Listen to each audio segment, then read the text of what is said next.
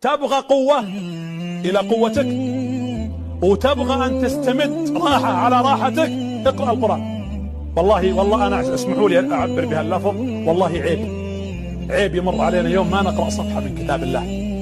اللي يبغى أموره تتيسر يقرأ القرآن، اللي يبغى وظيفة يقرأ القرآن، اللي يبغى رزق يقرأ القرآن، اللي ترى وتريد زواج تقرأ القرآن، اللي بينها وبين زوجها مشكلة وتريد أن يصلح الله الأمر تقرأ القرآن، اللي يريد المال الحلال يقرأ القرآن، اللي يريد الرزق والحلال والبركة والهدى والتقى والعفاف والستر يقرأ القرآن.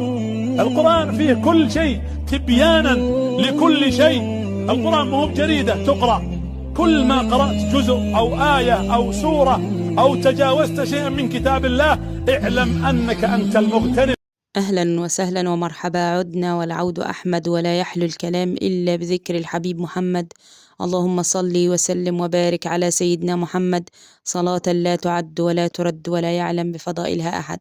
ازيكم يا بنات؟ يا رب تكونوا بخير وصحة وعافية وستر وراحة بال، ويا رب نكون من الصائمين والقائمين حق الصيام وحق القيام. اللهم اجعلنا ممن تقبلت صيامهم وقيامهم يا الله. اللهم عنا على ذكرك وشكرك وحسن عبادتك. ما بالكم بقراءة القرآن في شهر القرآن، شهر رمضان الذي أنزل فيه القرآن. ربنا يا رب يجعلنا من أهل القرآن ومن خاصته. كانت ستي بتقول ربنا يكفينا شر كافية المواعين.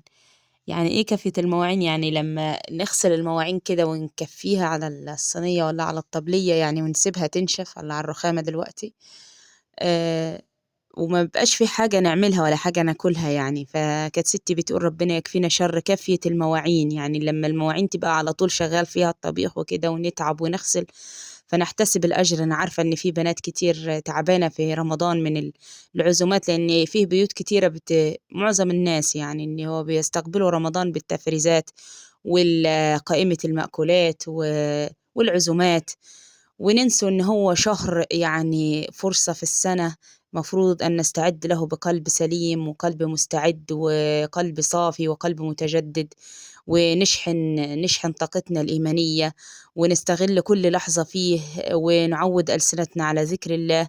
فسمعوني يا بنات الصلاة والسلام على النبي محمد. اللهم صل وسلم وبارك عليك يا حبيبي يا رسول الله، وفضلا منكم وليس أمرا. ارفعوا الفيديو باللايك يا بنات بالله عليكم، يعني الدنيا وعد خالص الفيديو اللي فات، وده خلى الواحد حتى نفسيا اتأثر يعني. والله ما تأثرتش على ان الفيديو ما جابش مشاهدات، اتأثرت ان الانسان بيتعب قوي قوي قوي قوي، وفي الاخر يعني بيبقى المقابل الحمد لله على كل حال. فبيعني ايه بياخد ريست بقى، يعني يقول لا انا خليني ايه نعتزل او نختصرهم شوية كده، يمكن زهقوا مننا ولا حاجة. فسمعونا الصلاة والسلام على النبي محمد. وبالله عليكم برضو اللي مش مشترك في القناة يشرفنا بالاشتراك، ففضلا منكم وليس أمرا طبعا. فيديو النهاردة يا بنات فيديو تحفيزي، فيديو كله نشاط بإذن الواحد الأحد، فيديو رمضاني بحت. أنا ما استعدتش برمضان معاكم بتفريزات أبدا، ولا كان همي أبدا التفريزات، وده يوم أساسا زي أي يوم عندي يعني. عندنا أكل، عندنا طبيخ، نقوم نطبخ في مواعيدنا العادية خالص، فضلا من الله ورحمة. بس بنحاول ننجز بدري شوية على أساس إن ده فطار والناس صايمة، وعشان يلحقوا الصلوات يعني في المسجد. فاللهم صل وسلم وبارك عليك يا حبيبي يا رسول الله.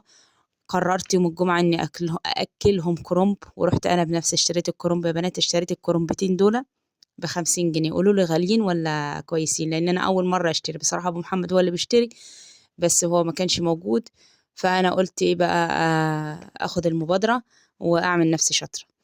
فاللهم صل وسلم وبارك عليك يا حبيبي يا رسول الله. جبت الكرنب، والله بنات ما فيهم ورقة بايظة يعني، كويسين الحمد لله، كلهم كانوا ورقهم سليم ومليانين. في متابعة قالت لي يعني تجيب الكرنبة اللي هي بتطلع صوت، خبط عليها يعني تطلع صوت. ففعلا عملت كده، وفعلا كلامها صح. يعني تمسكي الكرنباية كده، تخبط عليها من بره كده هتلاقيها مطلعة صوت، ده معناها ان هي ورقها مفلفل من بعضه حلوة يعني. فاللهم صل وسلم وبارك عليك يا حبيبي يا رسول الله. سبكنا تسبيكة المحشي المحترمة، وعشان عشان يعني تاخدي طعم يا بنات في الكرنب مع البصلة لازم تحطي توم. بعد ما تسبكي البصل تسبيكة محترمة هتحطي توم. ممكن في الصورة مش هتبان كويس أو هتبان، بس مش ممكن ما تعرفوهاش ايه هو اللي أنا حطيته، لأ ده توم. بعد ما سبكت البصلة تسبيكة محترمة حطيت عليها توم، وبعد كده ضفنا الصلصة. وفي حاجة برضو ممكن حد يلاحظها، إن أنا حطيت الرز مباشرة ما غسلتوش. ليه بقى؟ الجماعة اللي هم الفلاحين زي حالاتي كده، اللي هو الرز يا بنات، لو فتحت الكيس بتاع الرز هتلاقيه مزيت، بيبقى عليه زيت. فهم عشان يطلعوا حاجة منتج حلو عشان يبيعوه كده بيظبطوا الرز وينقوه كل حاجة ويزيتوه كمان. فأنا لما بغسل الرز أنا برفع منه الحاجة اللي هم عاملينها، الزيت والتظبيطة التلميع اللي هم ملمعينها له دي. تمام. فلو رز كويس ونضيف واللي هو مش سايب اللي هو في أكياس كده، فأنا بحطه مباشرة. والله يا بنات طعمه بيبقى تحفة وجميل، والحمد لله ما حدش يعني شكى منه في حاجة من الناس اللي أكلت. فاللهم صل وسلم وبارك عليك يا حبيبي يا رسول الله. سمعوني بنات الصلاة على النبي.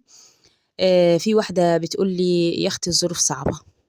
أيوة الظروف صعبة وصعبة على الكل، بس عايزة أذكرك إن فيه أيام كانت بتمر على ناس أفضل مننا بكتير، وكانت الظروف أصعب مننا بمراحل، إن هما ما كانوش بيلاقوا حتى الأكل في البيت. عارفة الناس دي مين؟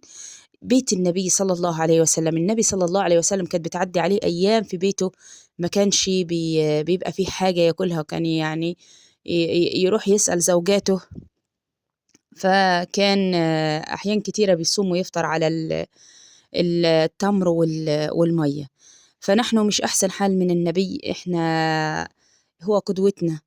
أنا ما بقولكش يعني نتقشف يعني ولا كده، ولكن بنقول إحنا عايزين نطلع أو نستغل رمضان ده بقلب سليم ومستعد إن إحنا نواجه ظروف صعبة، إن إحنا نشحن طاقة إيمانية جوانا تخلينا راضيين بالواقع اللي حوالينا. أيوة الظروف صعبة والدنيا بقت صعبة والدنيا بقت غلا، وربنا يرفع عنا الغلاء والوباء.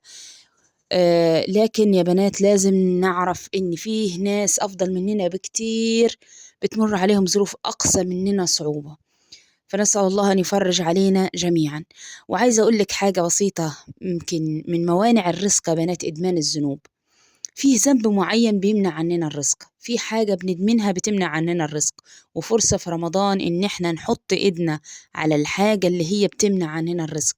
يعني على سبيل المثال في بنات بتدمن الأغاني، لو سبتيها حسبة لله يمكن ده يكون سبب ان هو ربنا يفتح الباب اللي الاغاني دي منع الرزق منه.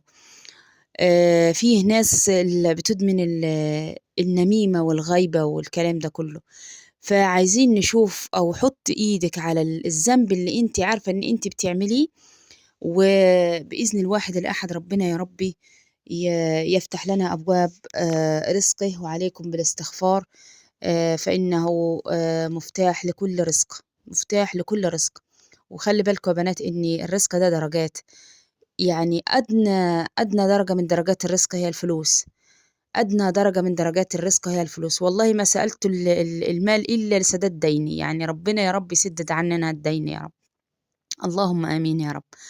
وأعلى درجات الرزق هي صلاح وأفضل درجات الرزق هي صلاح الأبناء.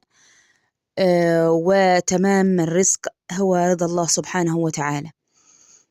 فالله وأعلى درجات الرزق يا بنات، واسألوها دايما هي العفو والعافية. اسألوا العافية يا بنات، أعلى درجات الرزق هي الصحة والعافية. اسألوا الله العافية، اللهم عافنا واعف عنا يا رب. فبعد ما تسمعون الصلاة والسلام على النبي محمد صلى الله عليه وسلم، اللهم صل وسلم وبارك عليك يا حبيبي يا رسول الله، صلاة لا تعد ولا ترد ولا يعلم بفضائلها أحد. إدمان الذنوب هو السبب من أسباب موانع الرزق، إن لم يكون أهمها فهو سبب من أسباب موانع الرزق. فلنقلع على الذنب. شوفي إيه الحاجة اللي بيدخلك منها الشيطان، وحاولي في هذه الأيام المفترجة الطاقة الإيمانية عالية والروحانيات عالية، أن تقلع عن هذا الذنب. فاللهم صل وسلم وبارك عليك يا حبيبي يا رسول الله. فرمضان يا بنات مش عايزين نطلع منه بأطباق جديدة، ولا عايزين نطلع منه بعزومات كتيرة ولا مقارنات. عايزين نطلع منه بقلب سليم، قلب متجدد، قلب ينبض بالإيمان. واعرفوا يا بنات إن شغل البيت والصعوبة في شغل البيت والمشقة اللي بنلاقيها في شغل البيت دي، احتسبي الأجر عند ربنا سبحانه وتعالى، ما تستنيش شكورا من حد، وما تعمليش عشان يقولوا عملتي، ولا عشان يشكروكي. انت احتسبي الأجر لله، وبإذن الواحد الأحد ربنا هيديك الأجر كامل بإذن الواحد الأحد. اللهم صل وسلم وبارك عليك يا حبيبي يا رسول الله. النار اللي كانت متقادة في النص، على الشعلة اللي في النص يا بنات، دي بخور، دي خشب عشان هنعمل بيها البخور. بنات كانوا عايزين يبخروا يوم الجمعة، طبعا احنا بنحب نبخر البيت، يعني من الحاجات العادات بتاعت أمي زمان، والواحد بيحب يعملها يعني. فاللهم صل وسلم وبارك عليك يا حبيبي يا رسول الله. طبعا محشي يعني قاعدة على الطبلية، ورمضان يجمعنا بقى وإيه، وننجز وقتنا بإذن الواحد الأحد، وإحنا قاعدين أسرع بكتير من وإحنا واقفين. ويعني اللي تقدري تعمليها وانتي قاعدة اعمليها يا بنات، عشان رجلينا خلاص ما فيش، يعني ما فيش طاقة تتحمل الوقوف وانك تعملي وانتي واقفة. في بنات متعودة ان هي طول ما هي يعني ما بتقدرش تقضي مصلحة الا وهي واقفة. بس عايزة اقول لك انك انتي مخطئة، وانك بعد شوية كده ربنا يا رب يدينا ويديك الصحة هتحسي الأثر. لأني أنا برضو من الناس اللي كنتش أعرف أعمل أي حاجة وأنا قاعدة. فاللهم صل وسلم وبارك عليك يا حبيبي يا رسول الله.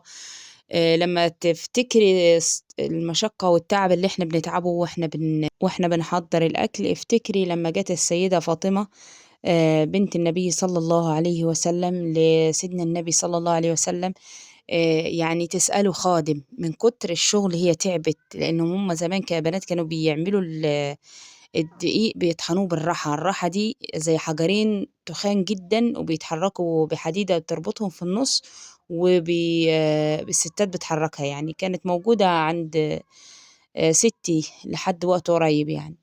فكانوا كل شغلهم عشان يعملوا شوية دقيق يعملوا بيهم الخبز، كانوا بيطحنوا بالراحة دي. فهي السيدة فاطمة تعبت من الشغل، فجت للنبي صلى الله عليه وسلم تطلب منه خادم.